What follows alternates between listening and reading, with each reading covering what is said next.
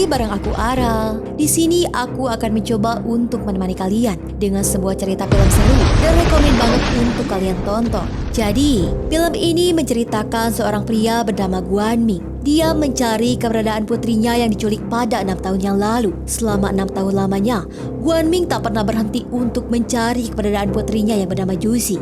Semenjak putrinya hilang, Guanming selalu dimimpikan kepada hal-hal yang tak biasa. Dia selalu diperlihatkan ke sebuah tempat aneh dan juga ada beberapa simbol iblis. Mimpi itu terus saja berulang dalam setiap tidurnya hingga sampai pada saat ini. Di lereng gunung, terlihat Guanming sedang memantau sebuah mobil box yang akan melintas. Sudah sejak lama dia mencari informasi untuk menemukan keberadaan para gembong sindikat penculik anak-anak itu. Setelah ada kesempatan, Guanming pun mulai beraksi. Ternyata, Guanming mempunyai kemampuan bisa melempar dengan sangat akurat ke setiap sasaran yang dia tuju.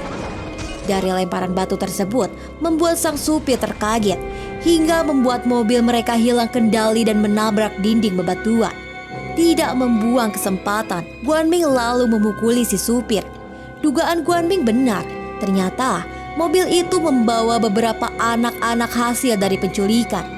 Namun sayang, Juicy anaknya tidak ada di sana.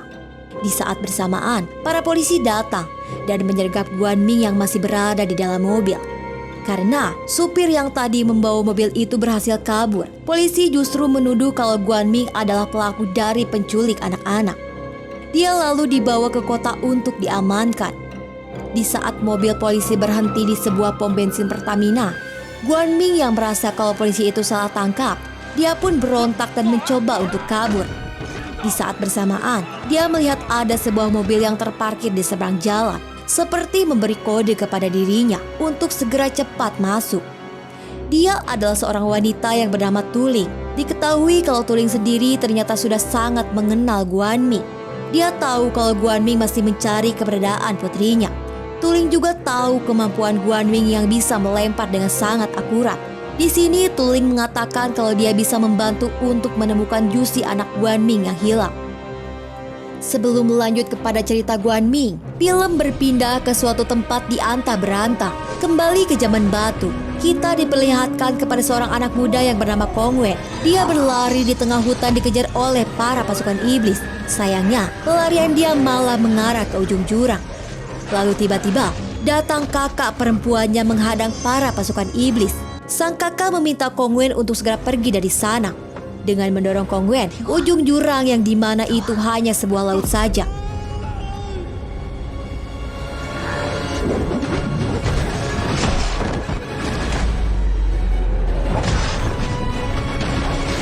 Kongwen khawatir kepada kakaknya yang bertarung sendirian. Dia kembali naik ke permukaan, namun naas.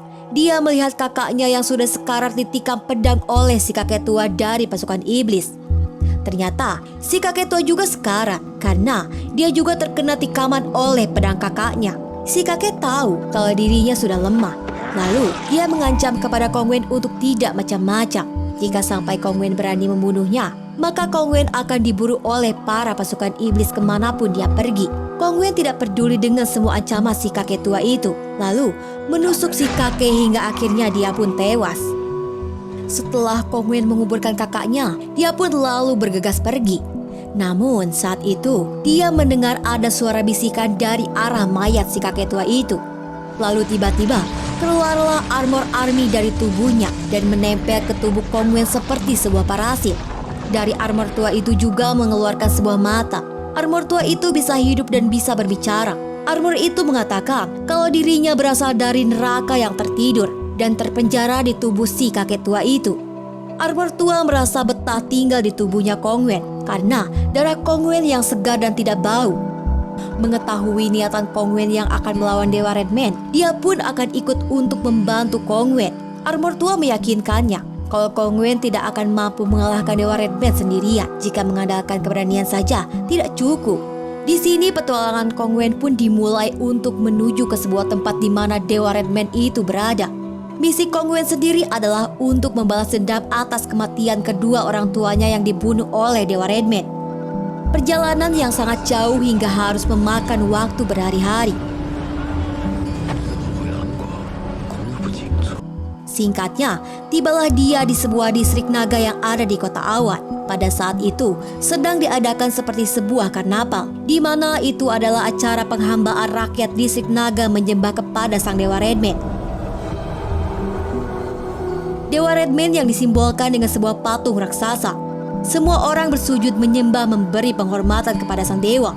Ternyata, Dewa Redman senang dengan yang dinamakan peperangan. Awalnya, kota Awan mempunyai 18 distrik, dan kini yang tersisa hanya tinggal distrik Naga dan distrik Baihan. Siapa di antara mereka yang terkuat akan menguasai semua distrik di kota Awan. Malam itu, semua orang berkumpul menghimpun kekuatan untuk menyerang Baihan, satu-satunya distrik yang masih tersisa.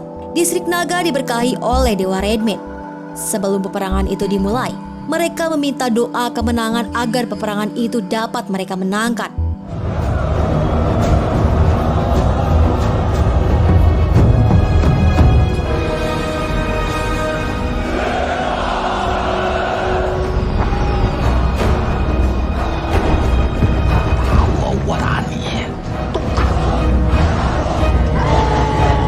Dari pihak Baihan, semua bala tentara dan rakyat Baihan diturunkan untuk menjaga pintu gerbang. Lalu, dengan sebuah instruksi, peperangan pun dimulai.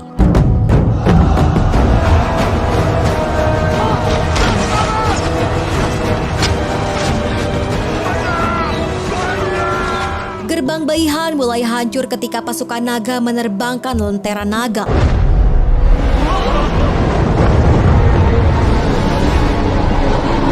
Mereka menyiramkan pertalite di atas pintu gerbang itu, lalu menghujani kota Baihan dengan ribuan anak panah berapi.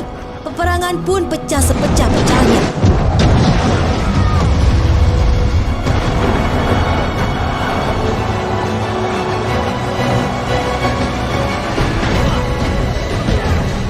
Peperangan berakhir sampai pada pagi hari yang dimenangkan oleh distrik Naga.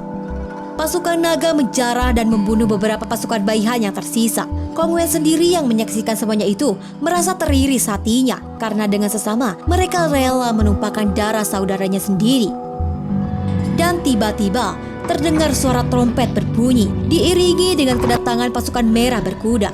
Semua orang bersujud ketakutan karena mereka adalah pasukan pribadi sang Dewa Redman. Semua masyarakat yang ada harus mematuhi aturan dari sang Dewa Redman, yaitu mereka harus masuk ke dalam rumah dan tidak ada satu orang pun yang boleh keluar rumah setelah matahari terbenam. Lalu cerita berpindah kepada Guanming. Dia dibawa oleh Tuling ke suatu tempat. Maksud dari Tuling sebenarnya hanya ingin memanfaatkan Guanming yang sedang mencari putrinya. Tuling mengatakan jika Guanming ingin mendapatkan putrinya kembali, dia harus melakukan apa yang Tuling perintahkan, yaitu Guanming diminta untuk membunuh seseorang. Dan jika dia berhasil menyelesaikan tugasnya, Tuling berjanji akan memberikan Jusi kembali. Dan untuk meyakinkan Guanming kalau Jusi berada di pihak Tuling, dia memperlihatkan beberapa foto Jusi pada waktu 6 tahun yang lalu. Tuling sendiri adalah sekretaris dari seorang bos besar yang bernama Huan. Rencana pembunuhan itu atas permintaan Huan.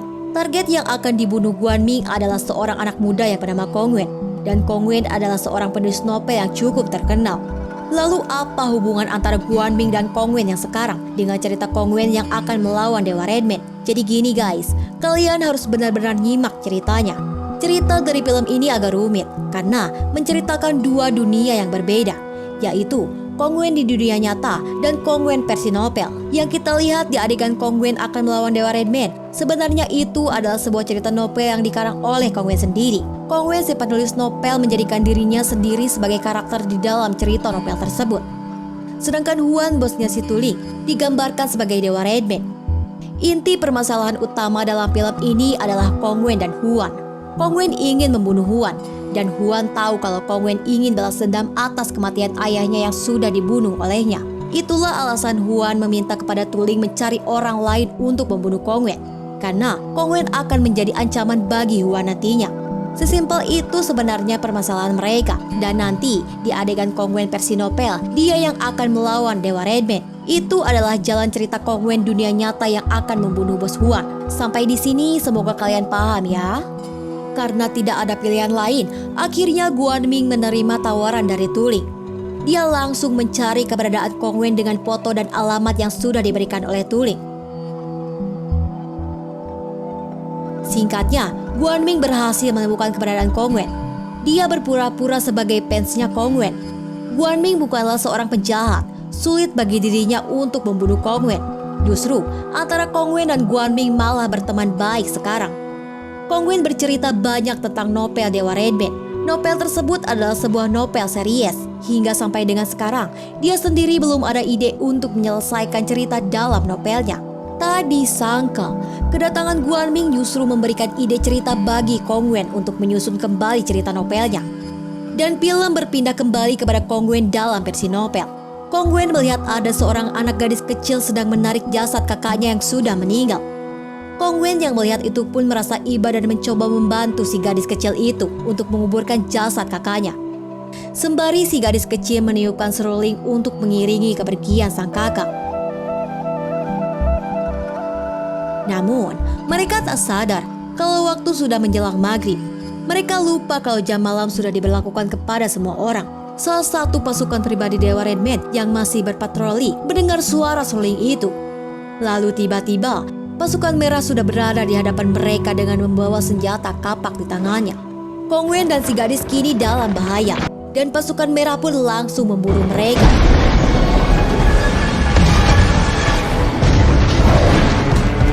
Namun, mereka dihadapkan kepada jalan buntu.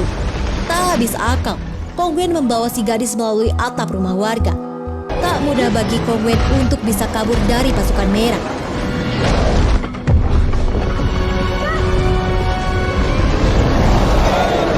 Namun ternyata Kong Wen berhasil mengecoh pasukan merah. Dia mengira kalau si gadis digendong oleh Kong Wen. Tidak membuang kesempatan. Di saat pasukan merah lengah, Kong Wen menikam dengan senjata yang dibawanya. Tapi serangan Kong Wen tidak begitu berarti bagi si pasukan merah. Tak lama, si gadis itu muncul kembali. Dan saat pasukan merah yang akan menghampiri, seiring matahari tenggelam, kekuatan pasukan merah itu ikut melemah. Bahkan, dia sudah tidak bisa lagi untuk menggerakkan tubuhnya sendiri. Mereka lalu pergi ke sebuah rumah. Si gadis bermaksud ingin menemui kedua orang tuanya. Namun, dari peperangan distrik naga dengan Baihan, membuat kedua orang tuanya pun harus tewas. Si gadis hanya mempunyai lukisan peninggalan dari ibunya. Konon, lukisan itu sangat berharga. Dan tak lama kemudian, terdengar para perampok distrik naga datang. Mereka datang bertujuan untuk mencari lukisan tersebut. Si gadis yang marah kepada orang-orang itu, dan dia malah menantang balik kepada para pasukan perampok itu, karena merekalah yang membunuh kedua orang tuanya. Awalnya, mereka berdua yang diremehkan. Namun, tak diduga, armor army yang ada di tubuhnya Kong Wen itu hidup dan menjelma menjadi sosok monster. Lalu, membantai mereka semuanya.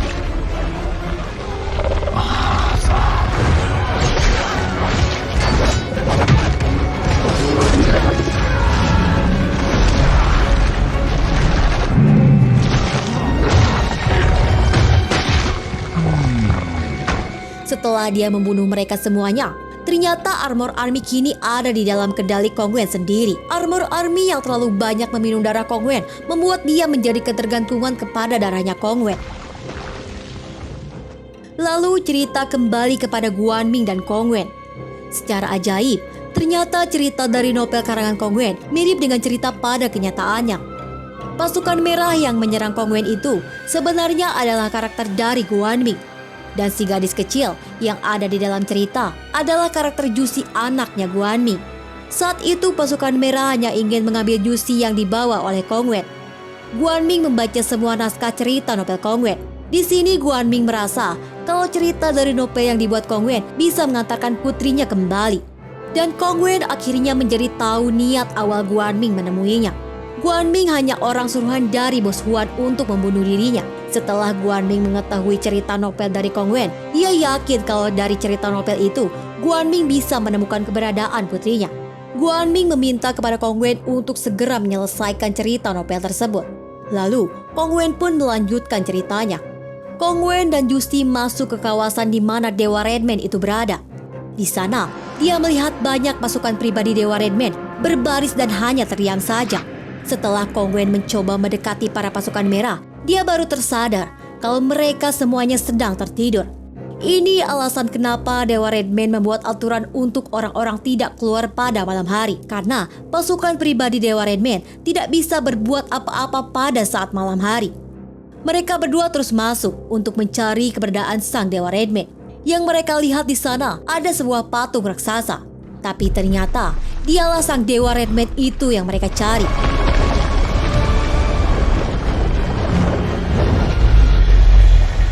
Dewa Redman bisa mencium aroma tubuh Kong Wen, dan dia sudah tahu kalau Kong Wen adalah anak dari Jiu Tian.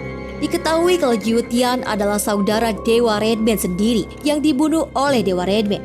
Seperti yang kita tahu, karakter dari Dewa Redman adalah Bos Huan.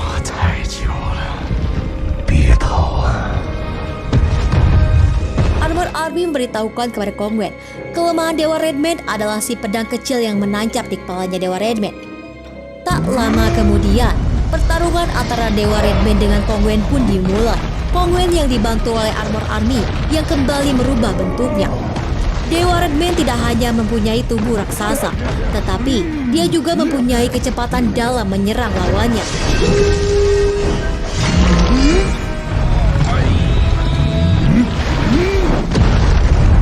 Bukan hal mudah bagi mereka berdua untuk melawan sang dewa. Bahkan, Armor Army pun dibuat tidak berdaya saat tubuhnya diremukkan oleh tangan sang dewa. Kini Kong Wen hanya dijadikan mainan oleh sang dewa. Yusi kembali meniupkan seruling yang membuat Dewa Redman tidak nyaman mendengar suara seruling tersebut. Yusi meniupkan seruling bermaksud untuk memanggil ayahnya. Yusi yakin ayahnya akan datang untuk menyelamatkan dirinya. Untuk sesaat, kita dikembalikan kepada Kong Wen dan Guanming. Orang-orang suruhan Huan datang untuk membunuh Kong Wen. Namun, Tuling datang membantu. Yang kini, ia berpihak kepada Kong Wen dan Guanming. Tuling merasa bersalah karena sudah membohongi Guanming soal putrinya. Dia sendiri dihianati oleh Huan, dan sekarang dia akan membantu Guanming untuk mencari putrinya. Di sini cerita dari novelnya harus terhenti karena Kong Wen yang malah terluka. Dan dia tidak bisa menyelesaikan cerita novelnya. Guanming sendiri yang akhirnya menyelesaikan cerita novelnya itu. Dia memasukkan karakternya sendiri yang menjadi pasukan pribadi Dewa Redman. Tapi pasukan pribadi Dewa Redman itu kini berkhianat dan melawan sang Dewa Redman. Pertarungan epik pun terjadi kembali. Dengan brutal dan juga ganas, Guanming baku hantam dengan Dewa Redman.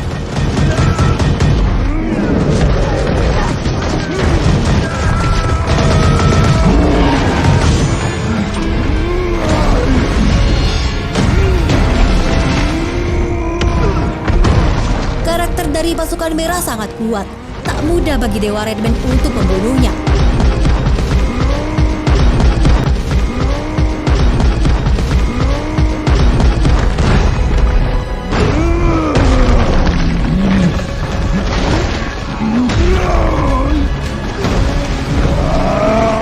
Setelah pertarungan dahsyat antara Guanming Kong Wen melawan Dewa Redman, akhirnya Kong Wen berhasil menumbangkan Dewa Redman dengan dia menarik pedang kecil yang menancap di kepalanya Dewa Redman, lalu membelah kepala Dewa Redman yang dibantu oleh Guanming.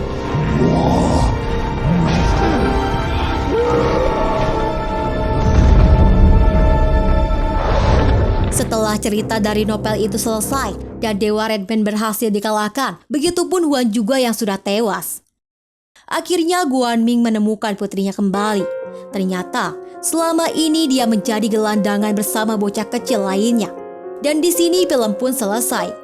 Di akhir film pun serpihan Armor Army itu kembali masuk ke dalam tubuhnya Kong Wen. Oke guys, jadi itulah alur cerita filmnya. Film ini memang sangat panjang dan ceritanya memang loncat. Tapi semoga saja dengan apa yang aku ceritakan buat kalian bisa dimengerti seluruh jalan cerita filmnya. Kasusnya sebenarnya simpel, hanya balas dendam dan Guanming yang mencari putrinya. Namun, karena diceritanya menjadi dua versi, itulah yang membuat film ini menjadi panjang. Mungkin sampai di sini dulu ya ceritanya. Jika kalian suka dengan videonya, jangan lupa di like, comment, and share ya. Aku Ara pamit undur diri, salam dari saya, bye-bye.